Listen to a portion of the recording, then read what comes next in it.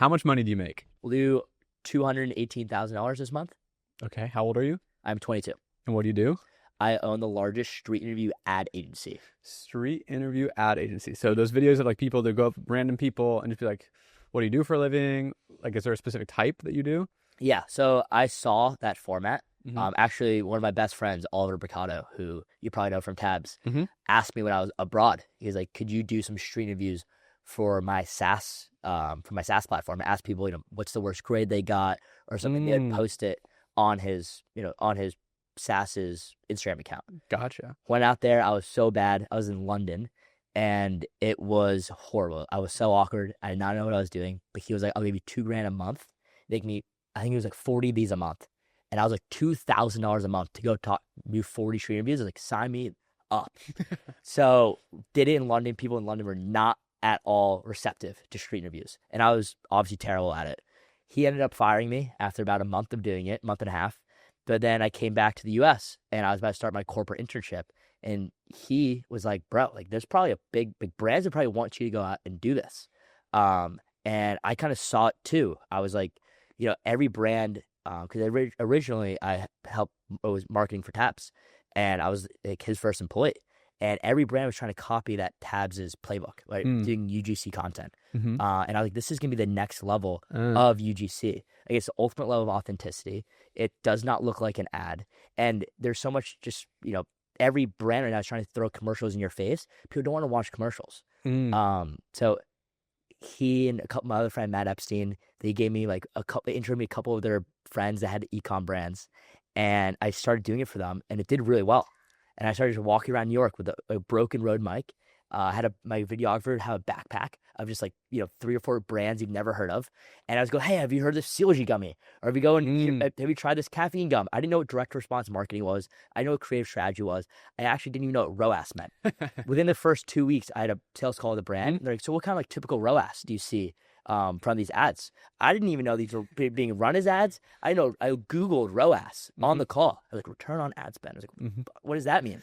Because I would ask the brand like where I would go on their page. I didn't see them posted. I didn't even know they were running these as like ad creatives because no one was doing it. And within like 1 or 2 weeks, I had agencies ask me, "Okay, we'll give you $8 or $9 a month to do this solely for all of our clients."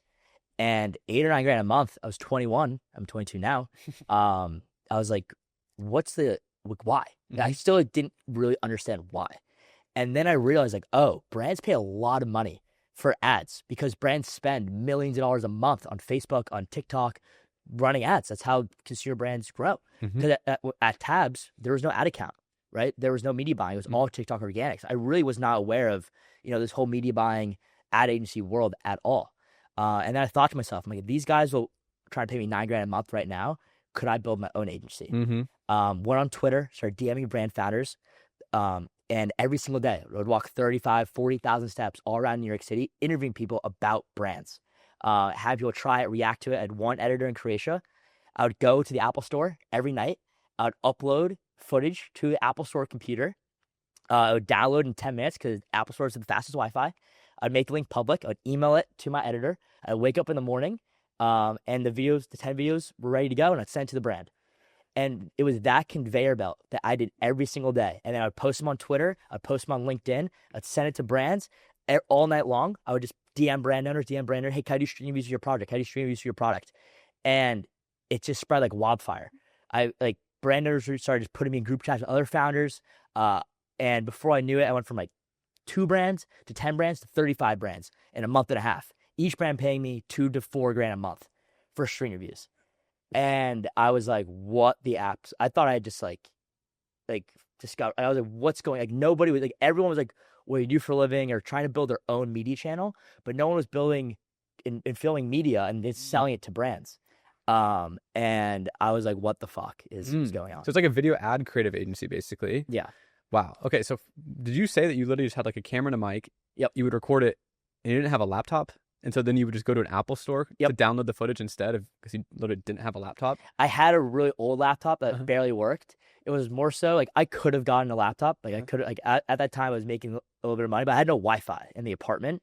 So it was also like I had a really old laptop and no Wi-Fi. I was like, instead of going and buying a new laptop right now, and trying to figure out why. I can just go to an Apple store and upload the footage. Oh my God. So then every single night, I became friends with the Apple Store employees. I would film all day long till like 7 or 8 p.m. at night.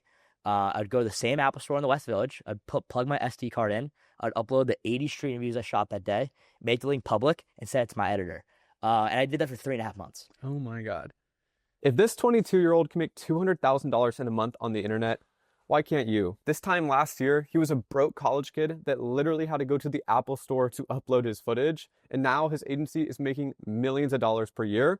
And they're doing that on WAP. Agencies like Josh's use WAP to process payments, send invoices, manage retainers, and even sign contracts. WAP gives you the tools to run your entire business, whether you're a coach, course creator, community owner, software founder, or an agency owner. Whatever you sell, you can sell it on WAP. And the best part is WAP has no subscription fees. When Josh was getting started, he didn't have a lot of money, and paying a $100 per month subscription fee just wouldn't have been an option. That's why WAP is 100% free to use. So whether you're an aspiring entrepreneur or you're already making millions online, make the move to WAP today. To launch your business on WAP, just go to wap.com/sell. That is WHOP.com/sell. Back to the episode. That's crazy. Okay, so I want to understand what these actual videos are. Yeah. So obviously street interviews, like we see that, like you were saying, like there's guys who go out in front of nightclubs and ask girls questions about relationships, or there's people that go ask rich people how do they make their money or whatever it is. Yeah. But you found a specific niche in e-com products. Yes. So you would take like a physical product that a company sells, and then you would get that in your hand, and then you would go on the street and just ask random people in the demographic. I'll break it down for you. So like let's say you're Celsius. Okay. Celsius. So I would make the script almost in a way. Like we want to make these as unscripted as possible, but obviously the hook needs to be kind of tailored to the brand, and there needs to be some sort of a call to action that's gonna make people want to click on the ad. But so let's say you're a hydration drink, right? Like a Liquid IV or one of those brands. I would go up and I'd ask people like, "What's your worst hangover story?" Have them give me their hangover story, not talk about the brand for the first 10 to 15 seconds, and well, what do you do when you're hungover? I get a bacon, egg, and cheese, or I do whatever. Like, well, no, you actually need instant hydration. What's instant hydration? I educate them about instant hydration. This is how many salts are in it. This is the premium electrolytes. These are all these different benefits. They're in real time reacting to the benefits of instant hydration at the same time as the viewer is. Then not only are you educating the person watching it, you now have them trying the product. Here, let's do a live review right now. They try it, and now you have their customers' live testimonial about why they love the product. And then what's it called? Instant hydration. Where can I get it? InstantHydration.com. Boom, done. So now it's like a VSL almost about the brand, education, and an organic ad that doesn't seem like you're watching an ad. Reactions were the backbone of social media. So it's reaction content everyone wants to watch, just branded. But you're teeing up the story because you're like, tell me about your pain, agitate the pain, present the solution, they don't educate them. Yes. Yeah. But you are walking them through this direct response formula for ad creatives. Exactly. To educate people on why they should use a product. And it crushed. It became the top spending ad for, multiple 9-figure brands. And I was like, holy shit. Okay, interesting. Are there any other formats that you've tried to do other than just man on the street interviews? So we do podcast ads similar to this, but instead of it being an actual show, like it's like a fake podcast and we talk about a product. But our whole, my whole thesis was with the agency was every agency, creative agency is doing the same UGC cookie cutter slop. Like they're having a creator talk about a product in their bedroom. Straight to the camera. Yeah, they're like, I love Celsius. That's boring. No one cares. No one trusts that. And in this age with VO coming out, AI content, authenticity is what sells. Authenticity is brand. And people buy from people they like and trust. And nobody trusts something more than an honest review on the street from their target demographic. When I see someone that looks like me or same age or the same demographic as I am, raving about a product, trying it in real time, I trust that way more than Cristiano Ronaldo talking about a brand. I think celebrities have lost all their influence. Yeah. And I think influencers are leaning closer to celebrities now. Influencers are one of my good friends, Buster, he just wrote an article on this, like how celebrities are losing followers. Like big, I can get the numbers, but big celebrities, they're losing followers every single month. They've lost their authenticity because you don't know actually what The Rock is like. You don't know. You just before those were the only people that had eyeballs. Now your grandma can get eyeballs, and the people that are watching your grandma actually know your grandma and trust your grandma. I think that's what the UGC revolution kind of showed. It's like people are now, instead of like a person with a lot of followers, it's actually people trust an everyday person. Like they have their guard up when someone has a lot of followers now, celebrity or just like online creator influencer. Now it's like UGC creators. But even then, UGC creators talking to camera is now losing its trust. Yes. I think this is really important for people to understand right now with like the way social media is working. We're running ads at WAP. We're spending a lot of money. And the one rule that I've learned to distill this is that people want to feel like they discovered something, not like they're being told about something. Yes. So you don't want to tell them what this is. They want to feel like they found it and they can share it to their friends. Like it's a find. And they don't also want to be forced to watch. Exactly. So like a big thing with these street interviews is like they enjoyed watching that ad. Mm-hmm. They didn't even know it was an ad for like most of it. And like when it ended up becoming an ad, they still watched because they're watching a reaction. Mm-hmm. And reactions are the backbone of social media. So like that's why no one like that's why this you're still gonna share this ad. You're gonna engage with this ad. And we're in interest media now. We're on social media. Mm-hmm. Like you can post a video with 0 followers and get more views than Kim Kardashian.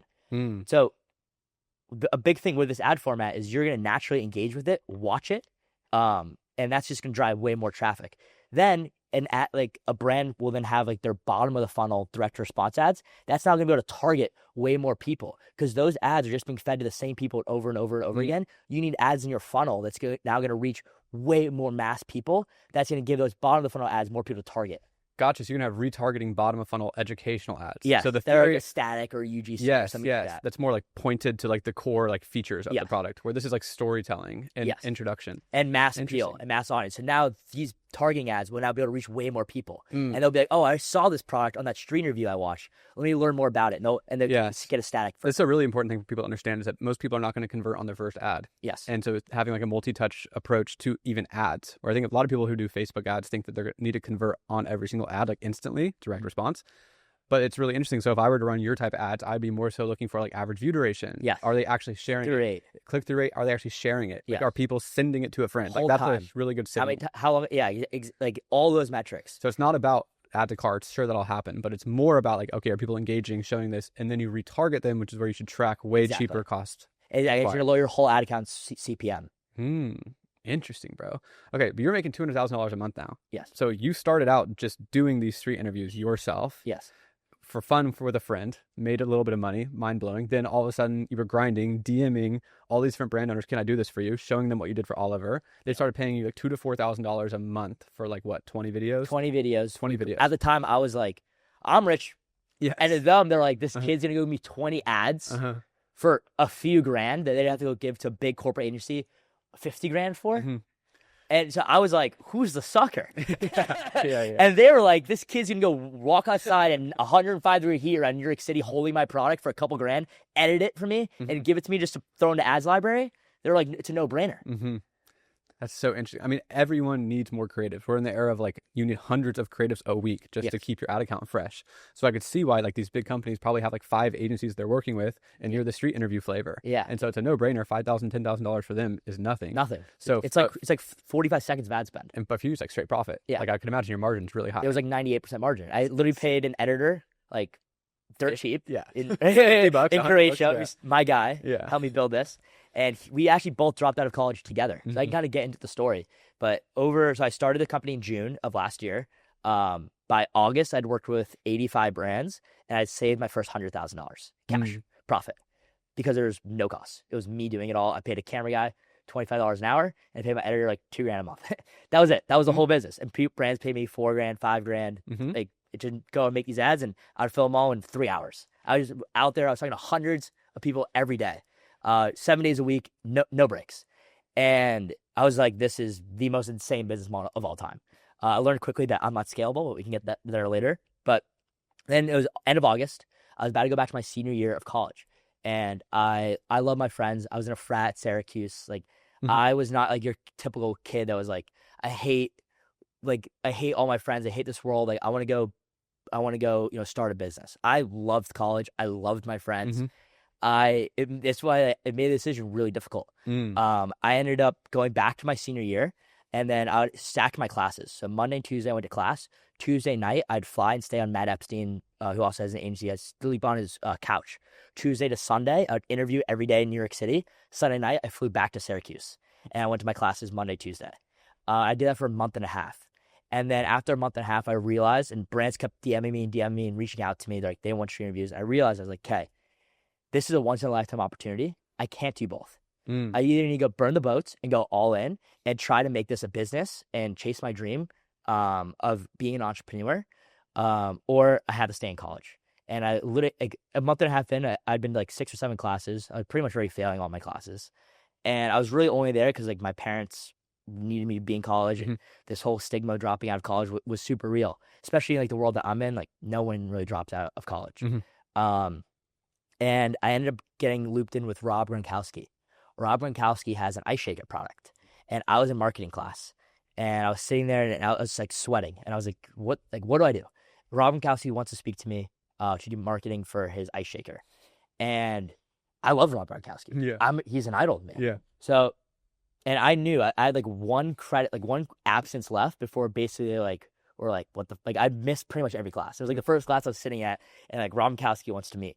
So I left the class and I opened my computer and I took it right next to the bathroom because there's like no seats. And I just like sat there. Chris Gronkowski got on the phone and Rob was like in the background, but it was Chris's brother who actually owns Ice Shaker. And they're like, yeah, we want you to do some street interviews for it. Like how much does it cost? And I was just like starstruck the whole time. Like what the hell is going on? And I was like, yeah, it's $4,000, 30 videos. Right, cool. That sounds good. So I sent this over to Slack. Before I knew it, the Gronkowski brothers in my Slack channel, they paid me $4,000 on that phone. Closed my computer, went to my apartment, grabbed all of my pillows, my blankets, put in my car, and I drove to Matt Epstein's floor where I stayed for a month and a half. And I was like, I'm going to make this into the largest ad format in the world. Wow. And then you did all of them yourself then? Yeah, I did every single. So now we're in beginning of September. Dropped out of college, sleeping on Matt's couch. I had one editor at the time, and I would just go on Twitter, ask brand owners, go to e-com events, and I just kind of branded myself as like the street movie guy, but for brands. So the e-com niche, the agency world, like it's super small. So I just started to become known in that world, and every day I'd wake up, we'll go to Washington Square Park, interview people till 6 or 7 p.m., go to the Apple store, send it to my editor, talk to all the clients in the Slack. I'll take all my sales calls while I'm street interviewing. So it was like the most automatic close. Like a brand booked a sales call for my website. But yeah, I'm out here right now filming it for Dial Gum. Do you also want this? It was most brands, they hop on a sales call with the agency. It's like some guy, they're like, yeah, this is our PowerPoint. Yeah. These are our case studies. Like I still haven't shared a case study with a brand on a sales call to this day. Like it was the most like, hey, I'm out here streaming. Do you want this? Yes or no? And it was almost 100% close rate. People were like, this kid's like, I was like, probably sweating. Were you sending them the videos? They're seeing me on Twitter or Twitter. They're seeing me on my Twitter, or brands are just looping me in. Like a brand founder, like my friend needs this, and they just loop me in their friend. So almost all of your clients were from either referrals or you're just posting on your social media of you out in the streets talking about the brand. Yeah. Basically. Were you pounding outreach like DMs at the start? At the start, I was doing a little bit of the outreach, but it was like the first maybe like. That summer, like if I had mutuals with a brand owner, like, hey, do you want this as well? Just throw in a group chat. But then they throw me in a group chat. But I never did like email or anything like that. So okay, cool. So let me understand this. You DM people at the start. Once you got a few clients, you'd have referrals, but then you just also post on your social media of you like out on the street, on your Twitter. Twitter has a really big e-com system. Yeah, e-com people is big on Twitter. Okay, so you would post on Twitter of you just like iPhone like out there recording this, showing the brand you were working with. If you want this, DM me. Yeah. And I'd be like, let's go. You want street interviews? And like I would be tweeting to like a really like niche e-com people. Yeah. And they're just like I had a Calendly link in my bio where you could book a call. Was it a Calendly? Yeah. So you just had a straight Calendly link to book a demo call for your agency. Yeah. And then you pitch them like, hey, here's what the videos look like. If you want 20 of these, it's $5,000. It was $3,000. $3,000. It's a no-brainer offer for these. No-brainer. It's no risk at all. Okay. Zero. And no retainer, no commitment, nothing. So just so $3,000 for 20. And I would just set them a Stripe. And that's one day of work for you, basically. It was like less. It was like 2 hours of work. I would do like 3 or 4 packs a day. Okay, so you just have to be willing to do the uncomfortable part of going up to strangers and interviewing them. And I was first to market. Now there's other people doing it, but I built a name in the e-com world to doing it. But I remember seeing like a tequila brand doing this way back in the day, like 2 or 3 years ago. Yeah. Interesting. Okay, so then now you probably aren't doing all of the interviews. You mentioned that you weren't scalable. How did this turn into, like, you're making over $200,000 a month right now with a very high margin? Yeah. And so I'm imagining I think you were here, you said you had 34 people on your team? 32 right now. Okay, so tell me how it evolved from you doing all these yourselves for $3,000 to now making hundreds of thousands a month. Totally bigger headache. Yeah. Way bigger headache. So like very so like it went from like rocket ship, like college dropout, I'm gonna conquer the world, build the most impactful ad agency in the world. No agency was doing it. Then November kind of rolled around. It got dark at 3:30 p.m. The park where I went was empty, and no one wanted to be street interviewed in the winter. Everyone's mad. Yeah. And everyone's like angry and cold and like I remember like vivid, like one day I went to the like Washington Square Park with my backpack. I'm like, who's ready to get interviewed? And like no one was there. And I was like, fuck. And I had nowhere to live. I was still on a couch, and I was like, okay, and I was like, there's no business here. Like in my head, you couldn't have convinced me that this wasn't $100 million a year business. Like in my head, I thought I was like Mr. Beast. Like I thought of myself as like, I'm going to change advertising. Yeah. I'm going to be the face of direct-to-consumer brands. And all of a sudden, I was like, again, I was living in like this like delusional world that just didn't exist. And then I was like, wait, no one's here to be interviewed. I ended up getting really backlogged, like a couple weeks delayed. Brands started getting unhappy. So like oversold yourself. Oversold myself. Yeah. And I was like, and then I got burnt out. I was averaging over 20 miles walked a day, every day. That's crazy. Like wow. Like that's a lot. Yeah, it's a lot. 20 miles? Over 20. I was doing like 22, 23 miles. I was doing you couldn't much just a marathon sit in a day. You couldn't just sit in one spot? No, I was walking all through Manhattan. What the heck? I was walking all around Washington Square Park, downtown Manhattan, like, and just because if we need like certain demographics, so I had to go to a gym, and I just walk outside of the gym because you have to like stop people. No one wants to come to you. Yeah. So you have to be aggressive. And and my legs would just get so sore every night. I would like, take like cold baths. My legs just get like they were just so sore from like walking, and I had to do it again the next day and the next day. Interesting. Like in my head, like I remember like Jake and Logan Paul, right? Like they daily vlogged for 2 years. In my head, I was like, if they can daily vlog for 2 years, I can street review. Basically, I was daily vlogging, but for brands. It's like how I was doing it in my head. Anyway, back to what you asked. Park got cold. I was like, okay, other people need to be doing this. So I went on casting networks and started having like actors and comedians come, and I would use them to be a stranger in the video, and then I'd train them to do street interviews. They all sucked. And I was like, is this something only I can do, or can I like find other people to do this? Then it became like December, and we moved into the subway station. So I would go into subway cars, and then the turnover time for people that like the hit rate for people who wanted to be in videos was like 0. No one wanted to be in the video in the subway, and I was like, fuck, like what do I do? Like it's still just me, a videographer. It is carrying like a 40-pound backpack, like all our different products, just follow me around every day. I ended up finding one female host that was really good. And we went to Miami, and she has some friends she could stay with. I had a couple friends that I could stay with, and I trained her in Miami to do street interviews. She had a couple other friends. I trained them as well, and they were actors and comedians. So this agency was about to go to 0 if I stayed in New York. Brands didn't want me in a winter jacket. It was no one wanted to be street interviewed. It was freezing cold. They hated the subway. No one wanted to talk in the subway. It was loud. Like we would be mid-interview, and a subway car would come, and we had to stop it. And I was just not a human being at that point. Like I was just basically I just been going every day for since May or June. So I ended up taking a couple people to Miami. Trained them on Miami Beach. And then that Miami location attracted us more brands. We did that for like 2 months, January and February. And then I went to Vegas and did it in Vegas. And then I went to LA and I did the Santa Monica Pier. And I started just traveling and doing it. And I would put all the brands in a suitcase, like a big checked bag. And I would just ship it to each location that I was at. And I would stay in hotels and friend places. And I did that. As soon as it became like March, April in New York, all came back to New York. The people I trained in Miami had friends in New York, brought in like an operator friend that I had. He started training these people.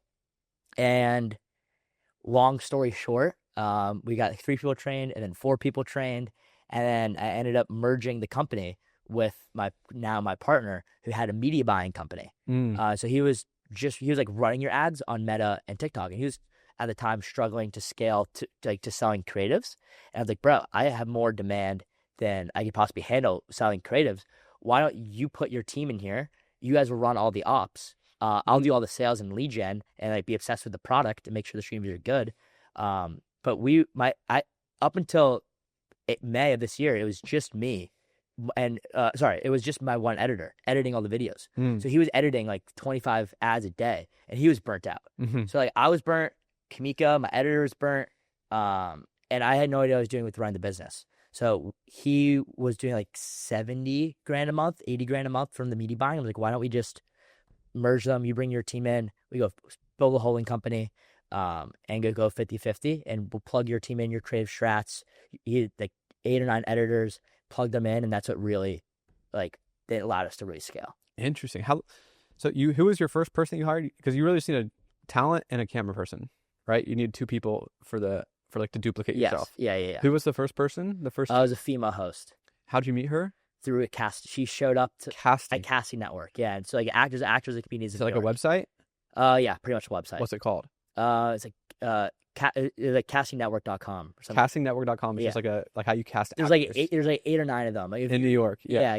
Interesting. It was like one of those websites. And so you just found it and you just like trained her, like, here's how you ask the questions. We tried to do like a movie set. So like, I would have like 12 actors come to be interviewed, and then whoever was good, I would then be like, do you also want to be a host? So you had them like be people that you were interviewing. Yeah. But you're really trying to feel them out to see if they'd be good on camera to ask questions Exactly. instead. Exactly. So if they gave a really good, so then she gave a really good reaction. I was like, do you want to be a host? And I was like, I'll pay you $5 grand a month to be a host 4 days a week. Mm-hmm. And she's like, yeah, let's do it. So then I trained her.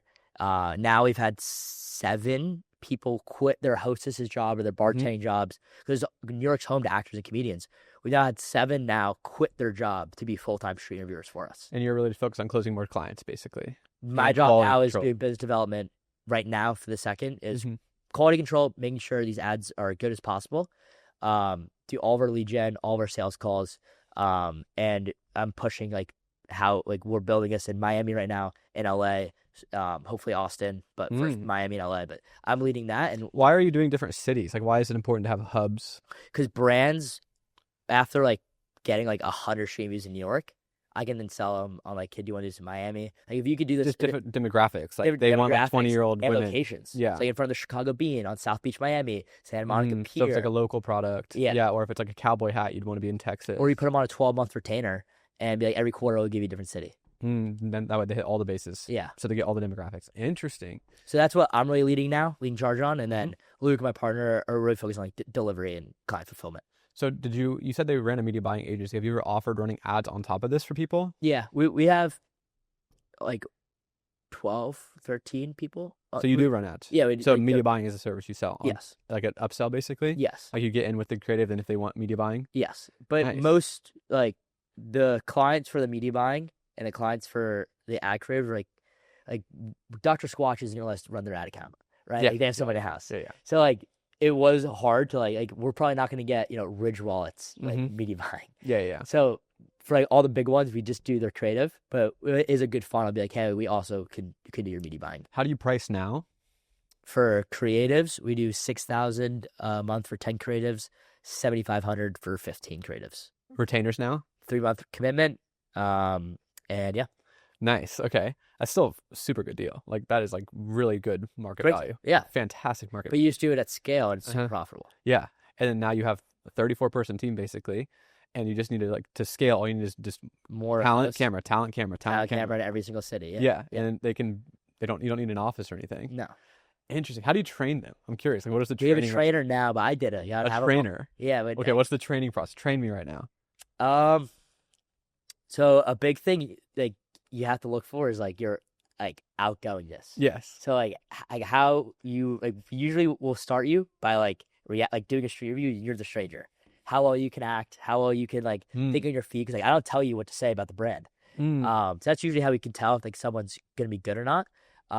Then I give them a product. We send them the brief the night before. So how we have a creative director puts together about a 4 to 5 page brief for the brand, about a dozen different concepts for the brand to choose from.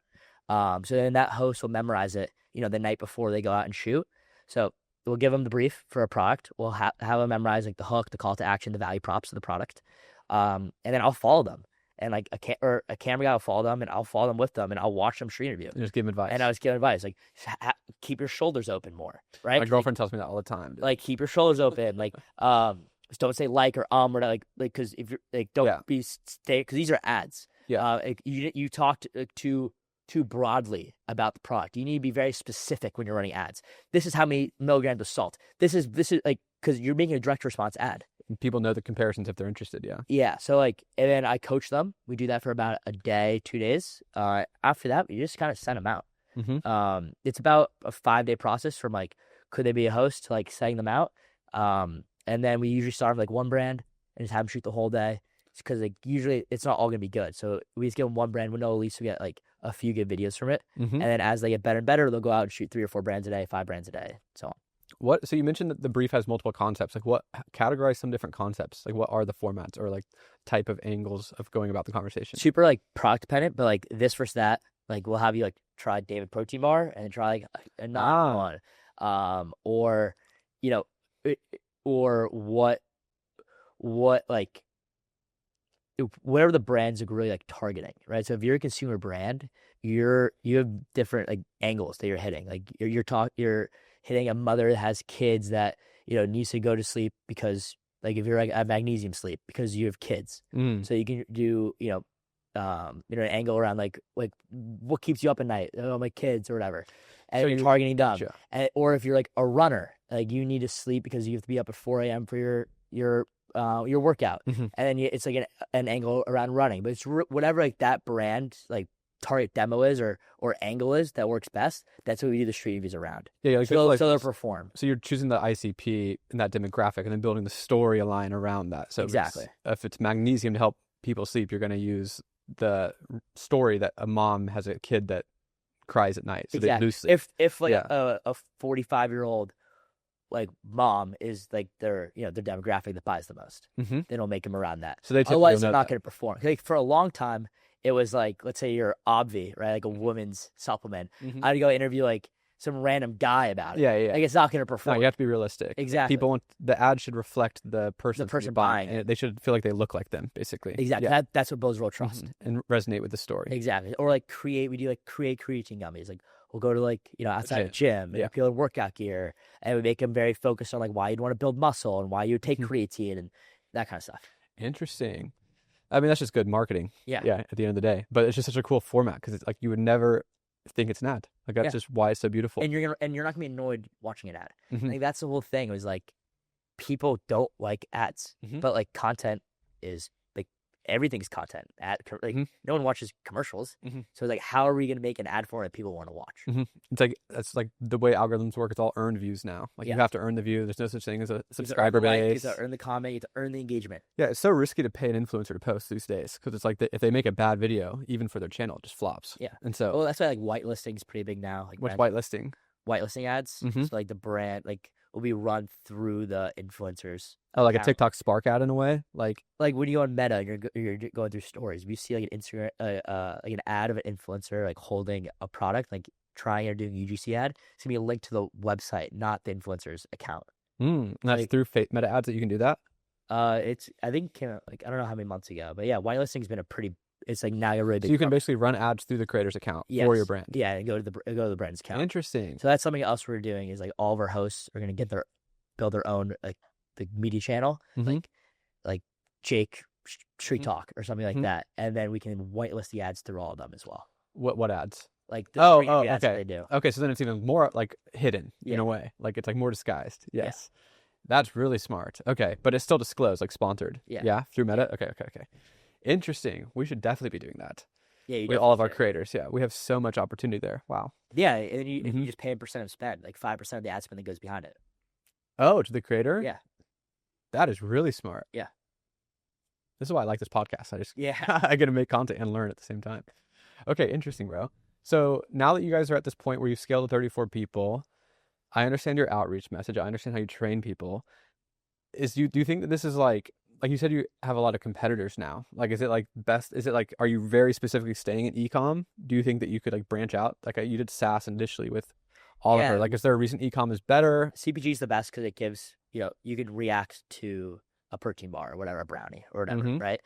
How we do it with software and apps is you react to the problem that the app is solving. So Settlemate, we took from like low 90s in the App Store to like number 12 in the App Store in our first batch of ads. We really helped grow that app, and we had people react to, did you know like big companies probably owe you settlement money? They're like, what? And reacted to the problem that Settlemate was doing.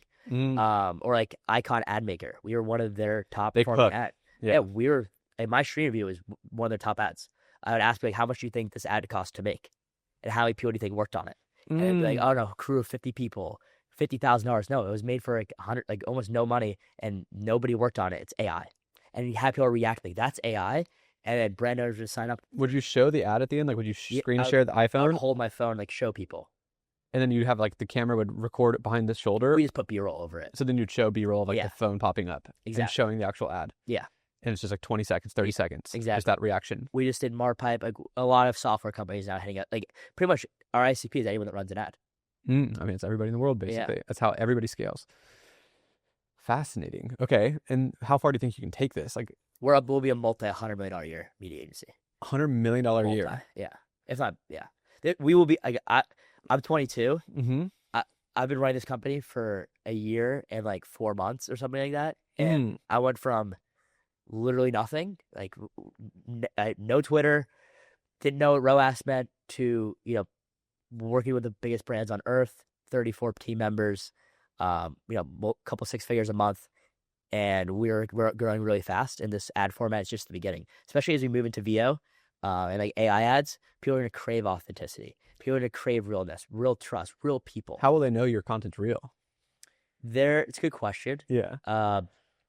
I think there's going to have to be some sort of like disclaimer. Like this is an AI ad. Human generated, yeah. Yeah. Human generated versus not human generated. But you shoot a lower, like we've even moved to shooting on iPhones instead of cameras. Because like the lower budget just kind of does better. It's more real. Misspelling stuff on purpose is going to be a thing. Yeah, for sure. Yeah. Like stuff that like believes that this was human. And that's our whole thesis with this agency is like, no one really is going to trust an AI ad. Like our whole thing is raw human emotions about brands. And that's what people trust. Have you done actors? Like, have you like had a friend that's just like the one you're interviewing and like staged it? Yeah, we've done it before. It depends on your product. Like sometimes we have to do it. Like Gary Brecka's like NAD brand. Like it was really hard to do shit for it. Yeah, it's too advanced. So we staged it. You can usually tell. You can usually tell. Same with the fake podcast. Do those feel real? Most people don't know they're on social media, but you could sense it. I could know. Yeah, you could sense it for sure. For sure. If you watch social media, yeah. Do you know anybody? Are there any other formats besides street interview or fake podcasts that we do now? No, those are the only two. Those are the main two. Yeah. And I'm sure the podcast is a much smaller percentage of people. Do you just have a set like this? We just take our street reviewers when they're done street reviewing. We have a podcast studio that we partner with, and we tell them to go to the studio. A pocket studio? A podcast studio. Oh, okay. Like when they're done for the day, just answer these questions. Yeah, like we send the briefs, and this is super lean. Like you don't have an office probably, like maybe for you and the 4 people, but like no office, no expenses because you're just paying people based off, I guess, the team. Well, like, now there's expenses. Yes. They're paying. I mean, to pay just the talent, but pay for all the. But talent. Instant margin because you have the client already before you use them. It's good margin business. Yeah. Well, it's the agency business. Media. Good cash flow. Yeah, it's great cash flow. And have you like removed yourself from it? Like how? Here right now. Yeah. On slide. Yeah. It is like 2:00 on a Wednesday. Yeah. So I got the whole thing was like working myself out of the work because like it was just me. And I was like, okay, now I have to train people to make the creatives behind it. Like, how was I thinking? Because I would just do the creative on the fly. Like, I was marketing a dozen brands a day, and I just had to get really creative. There was like train people how to get creative about marketing. There was train people how to do these videos, how to film it, how to edit it. Like my editor edited thousands of ads. Like, he got really good at it. So he retention editing. Other people. What are the editing tips? Like, is it like you have to put like do you want to put like a sentence on the screen at the start? Like, you'll never believe what they just said.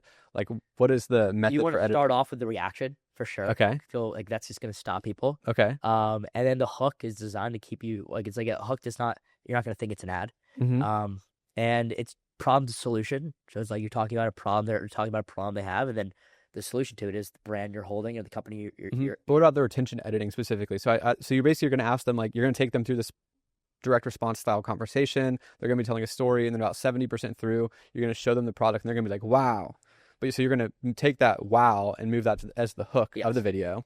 And then it's going to be the reaction. Or like, that's really good. Yeah. So Start. the reaction, and then it jump cuts to the hook, which is the first question that you're asking them. Yeah. So just how I started this podcast, how much money do you make? You have your version of that. Okay. Exactly. And then it's like the storyline or what gets talked about, and then call to action. Whatever sale they're running, website, anything. Is it like a philosophy you have to cutting? Like, are they like really short usually, or do you want to like let the story? You try to make it. I mean, I'm sure you've seen stream reviews. Like, you try to make it as you'd watch a normal stream review. Okay, and then are you doing like any sort of like text? Like, you're Subtitles. captioning? Yeah, white. But no like and B-roll. And then B-roll, like when they go to like drink the product, there's like the graphics of like full screen B-roll. No, just like overlay graphic to enhance what they're saying. Yeah, that, and like when they go to hold the product, like there'll be like graphics of like what the product is. Okay, so you're gonna show the product through yeah. graphic. Okay, that might give it away that's an ad, but it kind of they're already hooked at that point. They're already watching. They're into the story. Yeah, interesting. Okay, and then just pretty much call to action. Is there like an end screen that says like you show the website or end screen that shows the website? Yep. And like to go buy it. At that point, we were watching an ad, and you're showing the price and everything. Yeah. Okay. So you're just kind of like tricking them to engage. Yeah. And then 5 seconds in, and then it becomes a direct. But they're like they have the open loop. Yes. Yeah. Interesting. That is really smart. Yeah. And then are you retaining clients? Like, are they coming back? Like, well, now people are on retainer. At first, I was giving them that was a big problem I had, honestly. You gave them too much. I gave them too much. Yeah. Like after I give you 40 stream reviews, like most brands test 10 a week. Yeah, exactly. Like, I'd given them enough for months. Mm-hmm. So I was like, fuck, what do I do? And I was like, no one wants, unless you're like, like a massive brand, like you're not testing, 40 new ads a month. You're just not, especially just that one niche. Mm-hmm. So the first 8 months was a lot of churn. I had a lot of clients coming in. A lot of clients be like, thank you. If they had a new SKU, they'd hit me up for a new SKU. Now we sell less. We do 10 or 15. We do multiple concepts with multiple hosts. We could break it down like 3 for each SKU you have or something like that. Mm-hmm. And it's a 3-month commitment retainer now. Gotcha. And then it just kind of keeps going until you kind of get it's interesting how you learn these specifics, how you could do less videos but charge more. The whole thing was volume, right? Yes. So it was like everyone was like, you need to do only retainers. Like, well, then no one's going to sign up. Yeah. So I just wanted to get known as the stream guy. I wanted like a little bit of money. I'll do all the delivery. I don't care. I'll hunt for clients. It wasn't that hard to get clients. But then I became known for doing it, and now I have the leverage to do a retainer and a business. So it was like speed and execution all day long. It's interesting to me, dude. I think I was a videographer in college. Like, I shot music videos or shot videos for like clubs, and they ended up using those as ads. So, like, that's kind of how I got into marketing as well. But like, that's just ballsy to like go interview people on the street. Like, I would be like it would be like I'd be like scared to do it, basically. Yeah. So I could see why that's like such an open market, because no one wants to do that. I remember vividly when I dropped out of college, everyone thought like I get it from their perspective, like looking out, like they're like, what's going on? He has no following. People are like, you don't have a following. How are you going to be an influencer? I'm like, I'm going to be an influencer, building an ad agency. Like, idiot. Like, they don't even know. They're like, you're doing, like, they only think like street reviews is like, oh, I'm going to be an influencer. Like, they didn't understand that I could build a media agency behind it. So I was wearing a corn I was filming for Love Corn. I had this big corn hat on. And I was wearing a Love Corn t-shirt. And I was basically like a mascot, like running up and down New York. And I saw like family friends. And we made eye contact. And they were like, what's going on? He's like addicted to crack. He's at rock. Yeah. And they were like, well, what's going on? And like, Love Corn has paid me like a few grand for a bunch of videos. And I was like, in my head, I was like, I knew like this would be the biggest like ad format ever. And that I could build a real company out of it. But to them, I remember them seeing me. I was like literally like a mascot for a brand. I was like one of those people in Times Square you can stop, take a photo with. Yeah, just no shame, bro. Yeah, and I just like I remember, then later that day I was filming for a vibrator brand, and I like asked women about like masturbating, but like they wanted to pay me like $6,000, and I was like, fuck, like I had just no shame. Like, dude, the fact that you are willing to do that is so impressive. Like that might be one of the most. Like, that might be the most respectable trait I could think of. Like, I respect the fuck out of you for doing that. Thank you. That is so, like, that is the biggest blocker for so many wannabe entrepreneurs. They care what people think. And like, you are like the epitome of like, just no shame. I'm going to grind. This is good for the world. And I'm going to be the best at this thing. Yeah. So impressive, bro. Thank you. And I remember I was doing a women's bra company, and I was like walking around with a bra, and I was like, but like the thing was like in my head, like, it sounds crazy now, but like I just believed so much that like I could win and I could see it, and to get motivation, like I was in special ed. I was in Algebra 1B. I was in the lowest math class at my high school.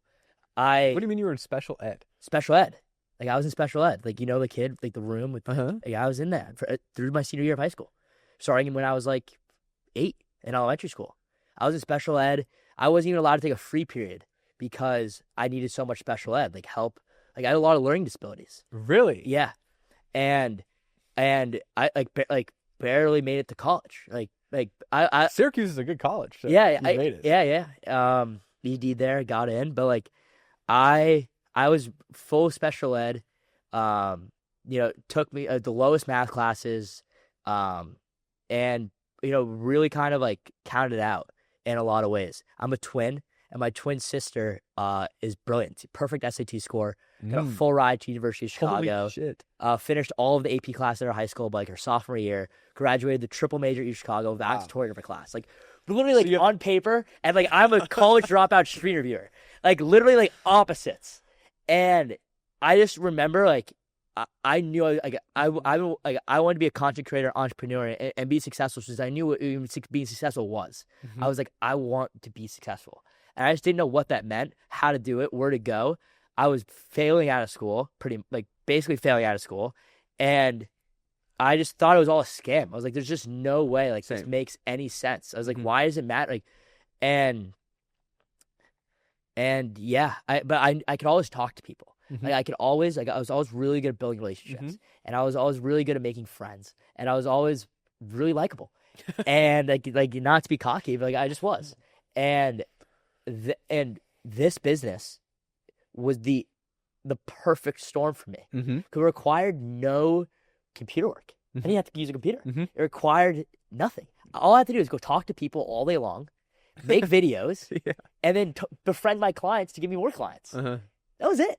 And it was, like, perfect. It's a pretty good gig. It was a great gig. And, like, I hate this. This is the longest I've sat down for in weeks. I don't sit down. Like, I'm on the move. I'm on calls. I'm talking to people. But it was like, if there's one thing that, like, is, like, this is, like, meant for me, it was this business. And I just knew, I was like, I had to give it everything I had. Now it's been kind of a perfect storm. Like, it's now, like, a leading ad format for brands, and we're able to build a company out of it. But I remember in the very beginning, I was like, this has my name written all over it. That is crazy. How's your sister doing now? She's good. Is she comparing herself to you now? Yeah, a little bit. You have a direct, like, comparison. Like, that's gotta be brutal. Yeah. Growing up. She's good. I mean, we're just, like, the exact opposite. Yeah.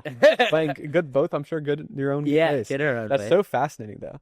That one, like, you just have you're, like, literally twins, but complete opposite. Yeah, like, complete opposite. skill set. She's introverted. Yeah. Like, yeah. super introverted, and, like, I'm, like, literally the opposite of introverted, like, more than extroverted. What are other crazy stories that have happened? Like, oh, dude, so much. Give me like 3. So much. So interesting. Think about it. I've talked to hundreds of people every day around New York City. You've done like 6,000 of these. Yeah.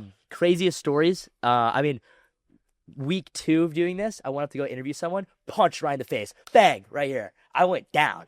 To the count. Week 2. Did you deserve it? I was, like, barely. I was about to ask him a question. Like, I was, like, walking up, and he wasn't on the phone. He was kind of just, like, staying there. Like, hey, do you think I can ask you? Turns, bang, just knocks me here. Like, it wasn't like I was like badgering him. Like, I didn't even touch him. Like, you didn't sneak. Like, yeah, it's like you snuck up on him. But he was, like, a homeless guy. I didn't really realize, like, he was on drugs. Oh, okay. And I should have Yeah. started that. And then he's like mumbles or and okay. then kind of, like, kept going. But I didn't know he was a homeless guy. Gotcha. I didn't know. I didn't know he was on drugs. Okay, that makes more sense. Yeah. And I punched the wrong guy. But, like, yeah, for sure. But I went down for the count, and I had, like, this big, like, bruise here. I still delivered all the videos that day. Wow. I still went down there and hit it. And punch in the face wouldn't stop. I went down. I was down for a couple minutes. Videographer didn't even get it on footage, unfortunately. I was pretty pissed about that. Yeah. And I just kept it rolling. Dude, that's I mean, homeless guys, like, pissed on me in the subway when I was in the subway all winter.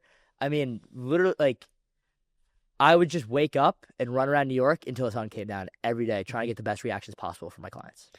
Interesting. So the lowest point of this was that the season changed, and you had to go to Subway. Changed 100% churn in the business. Yes. No reoccurring revenue, so I had to keep. I only made $1 and I found a new client. Horrible business. Yeah. Were you saving the money? Like, because if you were cash flowing so much and you were sleeping on Matt's couch, I was saving money, but then I started paying, like, I forget, like there was expenses. Like I had to pay like You had travel, drive. yeah, like I had to pay my editor $5,000 a month. Then I was paying my camera guy $4,000 a month. Oh, Then I so was it got expensive with the volume. yeah. And then it became expensive. And then it was like hard to build. I couldn't build payroll because I didn't know how much money I was gonna do each month. Mm-hmm. Because it was 100% churn. And yeah. As most service businesses tend to be. Yeah, it's like one-off things. Yeah. So yeah, it wasn't high quality revenue. And then yeah, it was just like I didn't know what to know. Like I was 21. I was like alone in New York. I had like never run a business. It was like winter in New York. All my friends are partying in college, having the time of their life at the frat. And I was just like running around New York every day trying to make a business out of doing street interviews. Like I'd never hired anyone. I'd never fired anyone. I'd never done anything before. Mm-hmm. And I was just getting so upset. I was like, this is the biggest opportunity in the world. Mm-hmm. I was like, I'm not even marketing myself, and brands are hitting me up. Mm-hmm. I was just getting so frustrated because I was like, I don't want to lose the opportunity by lack of experience. Mm-hmm. Yeah. Cool. I mean, this is like one of the most like, this is like just makes me really excited because I feel like anyone could do this. The only thing stopping them is, are they willing? Not sad. Yeah. Literally. Yeah. Are they willing to do it? Have you seen competitors pop up? Like, has it affected you at all? Yeah, it's just so hard to productize the service. Mm-hmm. Like this, you can go and go on Fiverr or whatever and find a guy to do Mm-hmm. stream reviews for you. Mm-hmm. But we're making probably like 300 ads a week right now, maybe Mm-hmm. more, 350 ads a week, for the agency. Like, good luck getting to that scale. Like, it is difficult. And then when you hire someone, they have to work 4 days a week. It depends on how many, like how free they are, stuff like that. But you said you were, what's your margin now? For this one, I'm just trying to think if I want to be public with it. If you don't want it, it's fine. It's good. Over 50%? Yes, over 50%. Yeah, it's amazing. Yeah. It's over 50%. And so but you basically, how many clients can one person handle, I guess is my question. Well, if you wanted to just go do this right now, you could probably, I mean, how much of a dog are you? Like, I guess kind of. Well, one of your, like if someone, let's say someone on your team, how many, if you sign X many clients, you need to hire one new camera. I mean, our average person does like 2 to 3 brands a day. A day? Yeah. But that's like 5 or 6 videos a brand. Wow. So it's not that much. Well, 2 to 3 brands a day. Not packages. Like each package is 3 different shoots. Okay. Yeah. Okay. So 3 brands a week. We could say it like that in a way, or 5 brands a week. It also just depends on like how. So like, there's a lot of variables. So it's like just because you do an interview doesn't mean it's going to count, right? If it's it's not. So it has to be flat. Yeah. If it's flat or whatever, it's not the demographics. Like there's so many variables that go into. Like I wish it was that systematized, but it's not. Like sometimes like, you have to go reshoot. There's like the weather's a massive issue. Yeah, like you'll go out and be like, okay, I got to 2 more with this brand. Right. I got to do all of them. They have to upload it all, send it to our client success manager, who has to review all the footage and let them know if they have to go do it again, if you have enough, all that stuff. Mm-hmm. So it's a really headache. Tedious, yeah. Yeah, it's super annoying to do this. Transferring footage, I don't think people understand how time, like I go to Apple stores. Yeah. Where you lose an SD card, your file, like there's all these random. We have people go out and shoot, for a massive client, and then it forgot to turn on the mic, and like you just kind of want to. I have been there. Yeah, it's like fuck. Yes, and like at least for this you can go do it again. Where like I lost a person's wedding footage one time as a videographer. Wedding footage? Yeah, like the SD card is corrupted, and it just like what did you say? I told him the SD card corrupted. What did they say? We had multiple cameras, but like there's just one of the main cameras. I would have cried. They were really nice about it. Were they? Yeah, but like it's just brutal. Yeah, and it's out of your control. So yeah, that's it's just the videography game. I will say that's the one thing people who learn video as a skill really young, it's probably like the best skill because you can just make so much and it takes such a low barrier to entry, but they tend to be really smart. But in all of video, commercials or ads is where the money's at. Like I was trying to shoot music videos, no money in music videos. No money. TVs are basically, movies are basically impossible to get the contract, and it's all in commercials. Yes. TV commercials have like $500,000 budgets. Brands have all the money. Mm-hmm. And they spend on marketing. And it's so easy, not easy, but now it's in to have iPhone shot ads. Like yes. It's actually the best advantage in the world right now. We are the forefront of this revolution of ads and of ads, if you will. And we'll be in every major city. We'll have hundreds of street reviewers, and we'll be one of the fastest growing media agencies in the world. I believe it, bro. High production's like a counter signal at this point. Yeah, So no one trusts it.